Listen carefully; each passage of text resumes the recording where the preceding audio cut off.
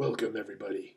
You might remember this voice from when I first reviewed the first Expendables. And you might remember this voice, well, sort of.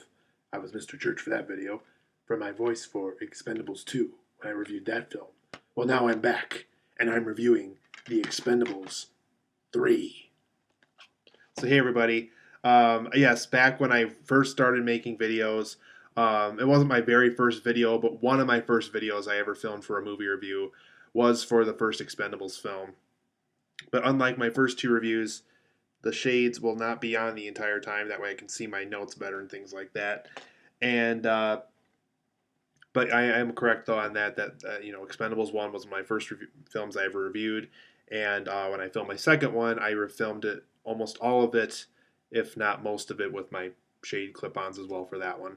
So Expendables 3, you guys, we ever since the first one started back in 2010, we've already had three of them, so that's quite a lot to say over the past 4 or 5 years. I guess they really wanted to get these things really quickly made. I guess a lot of fans and people in the studio really wanted all these films to get made very quickly.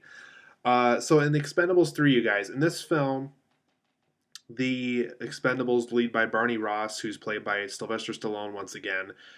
He encounters a old friend of his back when the Expendables was first formed, back when, in his earlier years. This character's name is Conrad Stonebanks, and he's played by Mel Gibson.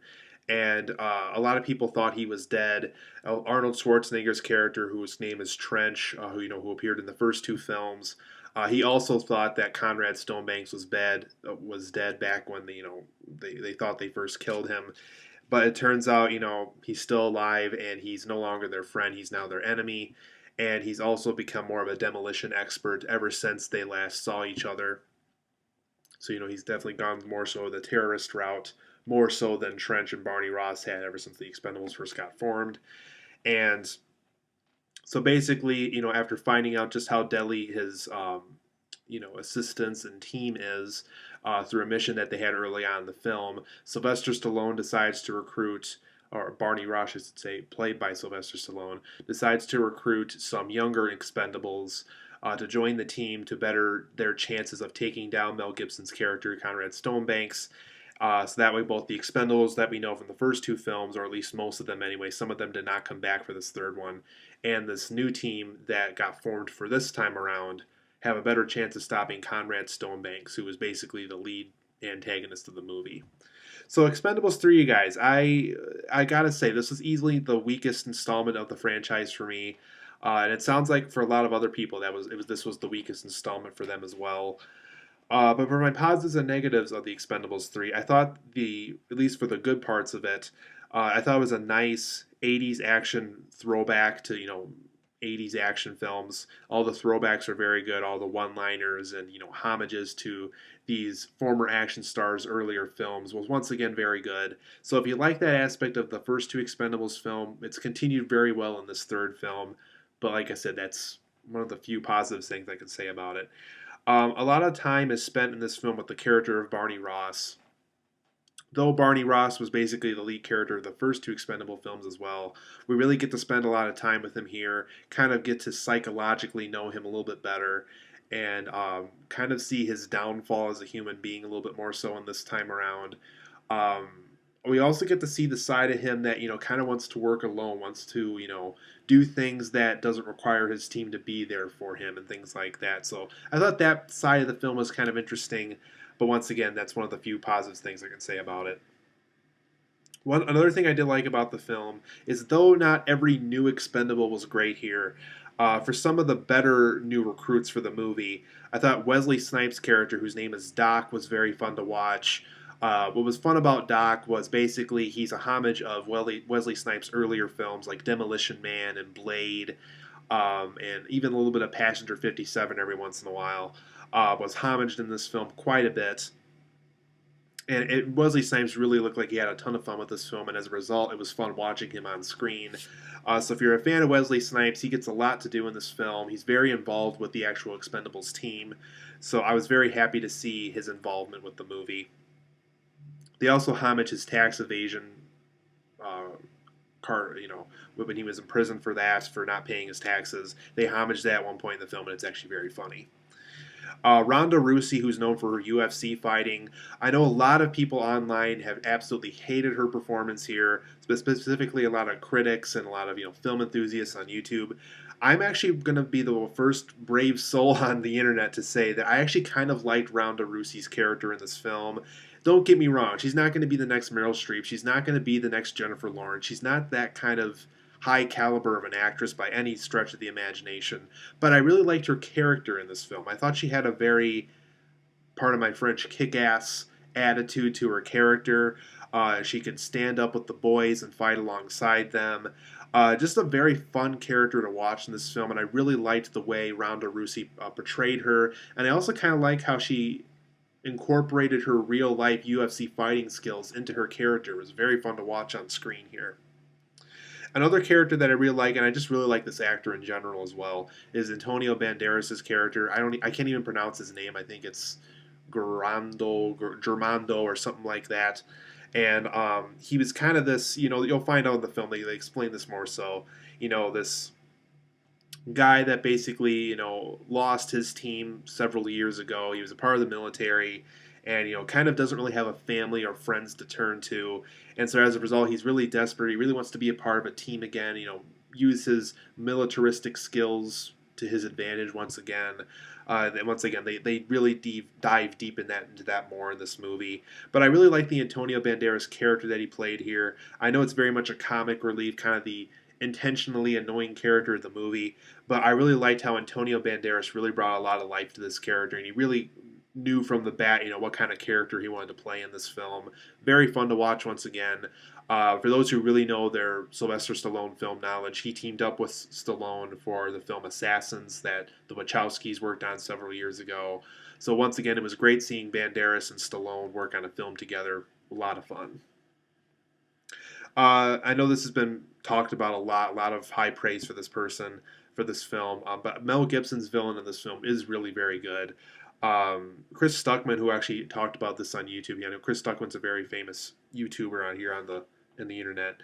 Mel Gibson's character had a really good speech about why he's this evil person that he is on this bus in one scene, or this truck that's driving by on the road, and just a very good character. Definitely one of Gibson's better performances he's done in a long time. Just a really well done character. Not the best Expendables villain. I personally think that Jean-Claude Van Damme was probably the most fun villain we've had for the whole Expendables franchise so far. And I also like the Eric Roberts villain from the first film quite a bit as well. But regardless, Mel Gibson did play a very good villain here, and it's definitely one of the more notable parts of the film. I also like how the film jokes on the celebrities' personal lives, like with Wesley Snipes avoiding his taxes several years ago, and Mel Gibson having this really bad history of being very abusive and mean to these girlfriends that he's had throughout the years. Once again, all in good fun. I think they also, I don't know if Harrison Ford ever had a stroke or not or anything like that, but they homage that and they joke about that at one point in the movie too, since Harrison Ford is one of the newer Expendables in this film as well. It was just really fun to see how they incorporated all those personal life stuff into these characters and made jokes out of them throughout the film. It was really quite a fun thing to watch. For my negatives of this film, since unfortunately I do have quite a bit of them, and I really like the Expendables, so I really hate having to say all these bad things about this film, but there really is a lot of boring new characters in the film, specifically with the younger Expendables. Though it was fun to see, Wesley Snipes, Ronda Rousey, and Antonio Banderas in the movie. The Kellen Lutz character, these two other actors who I don't even know their names, who are supposed to be the younger Expendables in the movie.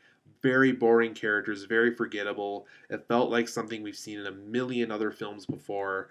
And in some ways, the newer characters almost made this film feel like a spy film at certain points, and it really didn't work for me at all. So a lot of boring new characters, and that's a real huge shame. A lot of underused characters in the film, specifically Jet Li's character and Terry Crews's character. Very, very underused. They barely get anything to do in the movie. And I'm not joking. Jet Li, for action, he basically just fires a gun in one scene, and then we see him just standing there in another scene. He really was very barely used in this movie. And that's just those two characters. A lot of other characters barely get used throughout the film. A good example of this is though Arnold Schwarzenegger is seen a lot throughout the film, he doesn't get a lot to do. And that's really unfortunate because his character and Stallone's character are very much connected to the villain of the movie, Conrad Stonebanks, played by Mel Gibson. And it's really too bad. I really wanted to see more Schwarzenegger action here. He gets to do some fun one-liners every once in a while, but once again, he felt very underused in this movie. Another negative I had about the film is the action was delayed for too long, I thought, and there just wasn't enough action scenes in general. Though the opening scene is once again an action scene, just like the first two films, it's this long stretch, delayed portion of the story that has no action scenes whatsoever, and it's not until about the last 35-40 minutes of the film where we actually get to see action scenes again. Very bad choice, I think, on the script's part. So thumbs down very much so on the script for the film, just because that's a very bad choice, I think, for an Expendables film. So wasn't a huge fan of that. So the action I thought was delayed way too much. I also thought the PG-13 rating really cut the film in a very negative way. You can definitely tell there's a lot of scenes in this film where a lot of blood was going to be used, or a lot of just more details to the scene in general. And as a result, because it is PG-13 and because a lot of the blood had to be cut out of the film, it really feels like a lot has been cut out, and it really hurts the film as a result. I also thought the scenes where Stallone's character was recruiting new members of the team, I thought that went on for way too long, much, much longer than it should have. It really took up way too much time in the film, and as a result, we really don't get a lot of action scenes. We don't get a lot of storyline or story character development of any kind, just because these recruit scenes take a really, really long time to go through.